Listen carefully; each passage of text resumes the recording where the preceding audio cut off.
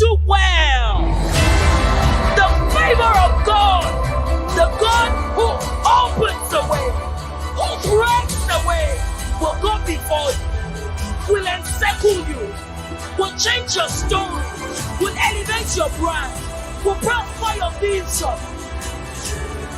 Welcome to Kingdom Leaders Global Alliance. Join us as we build saints to become voices, visionaries, and vessels of God's kingdom. God bless you.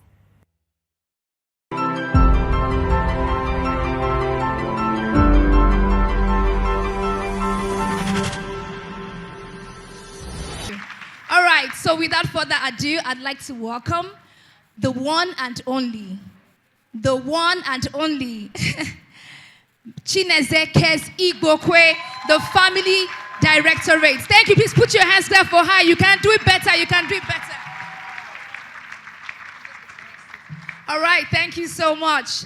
And now we have our beautiful and delectable Deputy Director, Minister Ayomide Onosonya, Ministry Support Directorate. Thank you. And finally, last but not the least, we have our adorable Ministry Projects Directorate, Deputy Director, Tosin Shokumbi. Thank you so much. You're welcome. All right, thank you, everyone.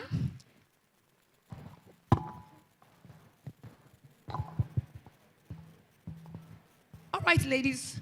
So we had a fantastic time earlier today where Pastor Umba was, talking about the pulpit and how we're not just supposed to be at the pulpit, yes? We're supposed to be in our different areas doing leadership. And this conversation is having a heartfelt conversation about leadership. A heartfelt conversation about your journey as leaders, your challenges and how you've navigated the different landscapes. Do you see? And one of the things I know is big on the minds of women is how do I be a leader and manage it all? I'm sure DDK has heard this question 1 million times. How do you do it all? So please, how do you do this thing? Let's start from the Minister Shokumbi. Okay, good afternoon, everyone. And a very big thank you for this opportunity. Okay, so how do I manage leadership, family, the job, and everything? One of the things I prioritize is rest. Regardless of how intense my life seems, I prioritize rest. So even when I know that, I have a lot of things to do, I plan my time. I have a scale of preference.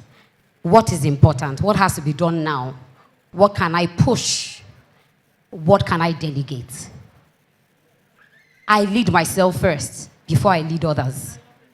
So if I don't lead myself right, I would end up burning out. So it's a scale of preference, having an order and creating a schedule and a system around my life. And of course, in the home front, I have a very supportive spouse who can help me with my child if I am unable, my children, if I am unable to handle that part. And it's just been about rest and priorities. Wow, let's put our hands together for her. That is amazing, amazing.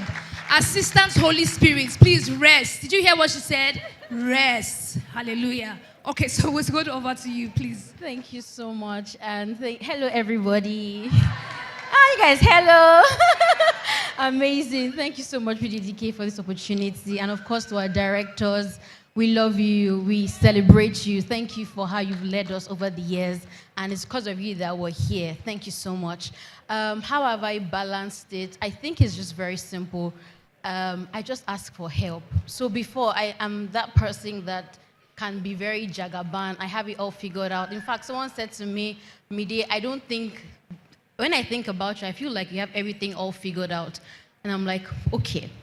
But recently, I think last year, I reached out to DDK about something, and she said to me, ask for help, utilize the power of help. And honestly, I think that has just been the most important thing that happened to me. So I got help, I got support. I'm able to reach out. I don't try to do it all by myself. And I think that in just that simple act of asking for help, especially if you're being raised to be somebody that is like power woman, I show up strong every single time, just ask for help. As simple as it is, you'll be shocked at the miracle of just asking for help and how much you're able to do just having support and help every single time.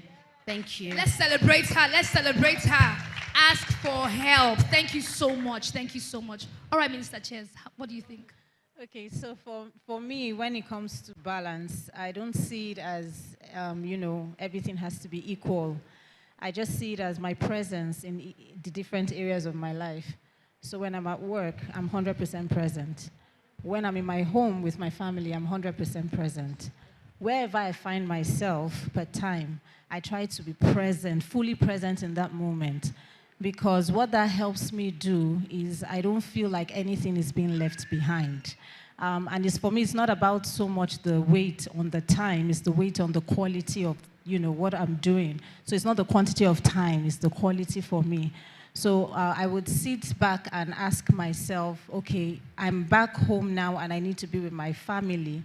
I shut out really distractions and I just focus with my family, with my children. I'm at work, I am at work, and I'm 100% fully present at work, So that way, like I said, I don't feel like I'm missing out too much on anything. And just like what Minister Tosin said about rest, and she said about help, very important. I don't see rest as a reward. I see it as a responsibility. I owe it to myself to rest. Because if I don't rest, I can't do the things. So it's very important that, and it's from that place when you've rested, you can show up 100% in the different areas. Wow. Wow. This is so profound. Like, rest is not a reward. It's a responsibility that you owe to yourself so that you can pour out of your cup because you've rested and you're full. Please put your hands together for her, for God's sake. This is amazing. Thank you so much. That is beautiful. In fact, you are speaking to me. I need to rest. All right, so let's go into the next one.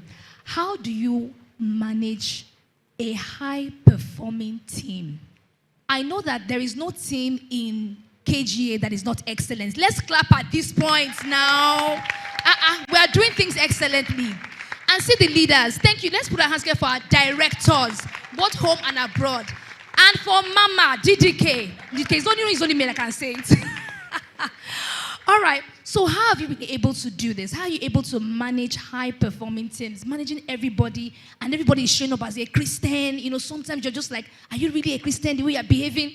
Let's just... But how have you been able to manage it? Let's start from you, Mr. Chineze. Okay, so I think communicating clearly is very important. There's a vision KGA has, and it's just important that your team aligns with the vision. So if you communicate clearly, I believe that it keeps them on track. Creating a culture, you've mentioned excellence really, and accountability. So we're not just doing things anyhow. And you lead by example. So if I say I'm trying to be I want a high-performing team, I have to be a high-performing leader, right? And then empowering the people too. Because when people feel like they're part of something, they show up with, everything they have on their inside. But if you're just trying to be like a lone ranger and dishing out instructions, you might not get the best out of your people. But when they feel like, oh, I'm part of this thing, so you empower them, like we are being empowered now sitting here. So you empower them, and then you just see that you will get the best out of them. Thank you so much. Lead by example. Thank you. That's a good place to clap. Thank you so much, Minister Chineze. So over to you, Minister Tosin. What if there is someone in your team that is not giving you excellent output? We know we should do the work excellently.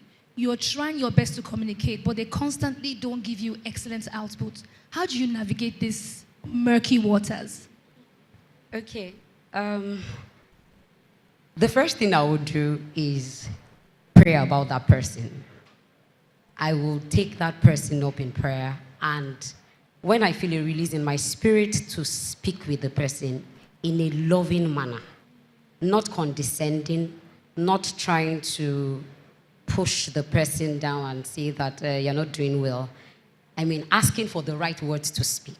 When we have had this conversation, and I still don't see, and the conversation will go along the lines of asking you for, if you need support, let me know. Is there anything you need me to do that will make you leave this level A to level B?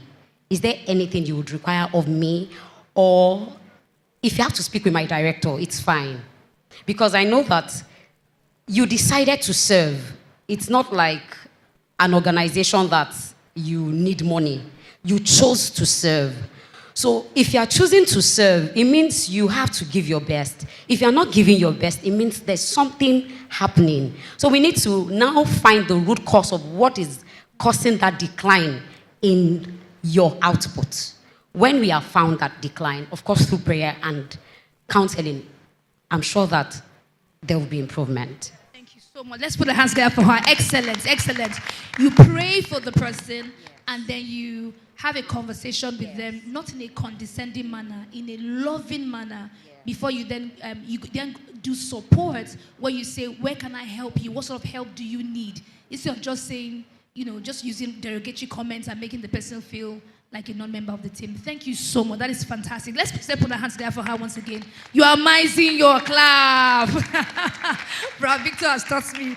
Thank you.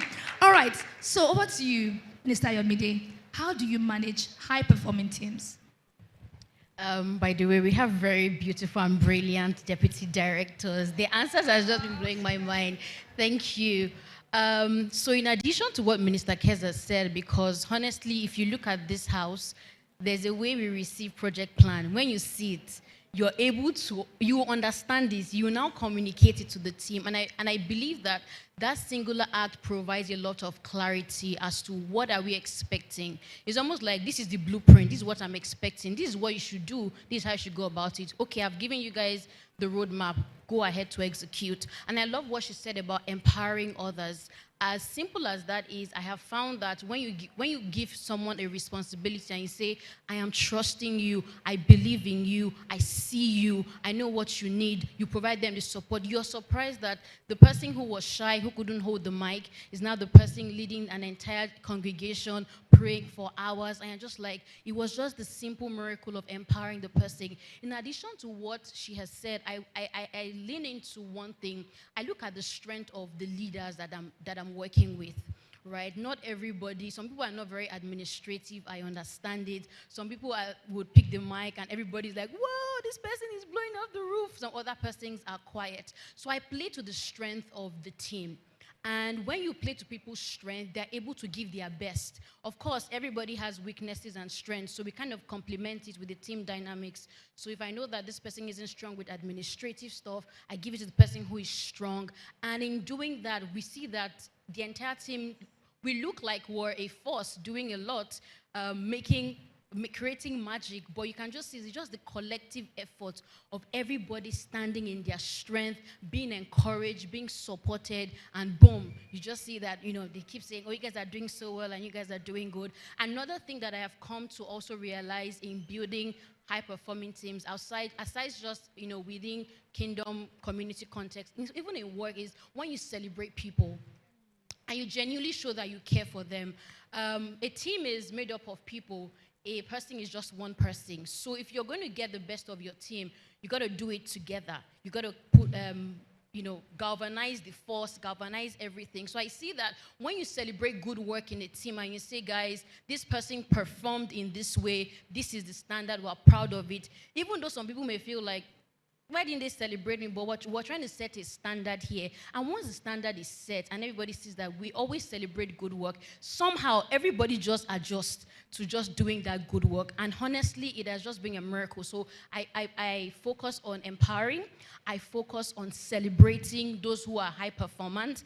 And over time, I lean into people's strength to see how we can just bring out the best and the gold and the magic. And it's just like, boom, this person is such a golden resource to the team. So yes, that's how we do it. Thank you. So please put your hands together for her. She says she celebrates her team. The way you people pray this afternoon, you should celebrate yourselves, please. Celebrate yourselves. Thank you so much. That was brilliant. All right, now let's talk about defining moments. you weren't always like this. There was a time where even you were praying for excellence. You weren't even sure you could do the work. I'm sure when you saw your name the first time, you were like, Jesus, maybe DDK didn't hear well, or maybe somebody mistakenly put your name. So what was that defining moment? What made you say, you know what, I'm going to do this thing well. I'm going to decide to do this thing excellently. What did you see? What happened? So let's start from Minister Tosin. I'm the typical example of a withdrawn person. I don't want to do anything. Let me just be in the background. But I felt called to serve when I joined KGA. And I decided to join a team. And I was doing my work in the background. Let me just be doing my work. Nobody should notice me. Because I realize now that it's the orphan spirit. You just feel you're not capable. You can't do better than what you're currently doing. So along the line, I started serving, of course. And it was in the course of my service, showing up, and putting in the work that I got the notice that, and I was in shock. I called my director and I said, no, man. But I knew that it's the Lord's work. If the Lord is calling me to more, then it means that I have the capacity to do more. And that was a defining moment for me, and I'm like, oh, okay. He has called me. So this is the reason. Now I understood why I was called to serve. Oh, okay, yes, this is why you're called to serve. To help you become a better person, a more outspoken person, not the person that will come for a meeting and before the end of the meeting I've run out because I want to go home. And I've been able to interact more. I've been able to come out of my shell. They can testify. I've been able to come out of my shell. And it was because of me. So God did it for me, basically. Please celebrate her. If God is calling you, respond. Okay? Respond. Don't worry, we won't. Maybe you even get further than this, Abby. They are scared. Don't worry, God can do it. All right, so let's move to you, Minister Chineze. How were you able to? Okay, so I think for me, it was a desire I had when I came into 2018. I just felt like there had to be more. Like my life there has to be more. And then a friend had told me about DIW at the time. I can never forget our first meeting at stadium. Was it at the stadium? And, we just stood under one tree and things were happening. And I was just like, wow, what a place. Who are these people? And they were young like me. So I was like, oh, okay. This is great. So seeing that just really propelled me. And so when I joined, I came in 100% like, I want to be part of this. But by the time I got into 2021 and my first leadership role in KGA, to be honest, that year was my most unassuming year. I was still serving, but I had lost my dad, and then I was pregnant for my fifth child. Well, okay, so like the fourth biological year. You get what I'm saying? Watch out, have another baby. So I was just really not in that space. And then I got the mail to become a family head, and I was like, what are they even thinking about? But what that helped me do was I felt like God took the focus off me and just helped realign me back to his purposes. And over time, I saw my own capacity enlarge. I didn't even believe I could do it. And then I just saw that, my capacity had enlarged. And then seeing the kind of person I could become, like, seeing the kind of person too, the people I was leading could also become, was another thing that really kept me moving. Like, okay, and then I don't come into things half.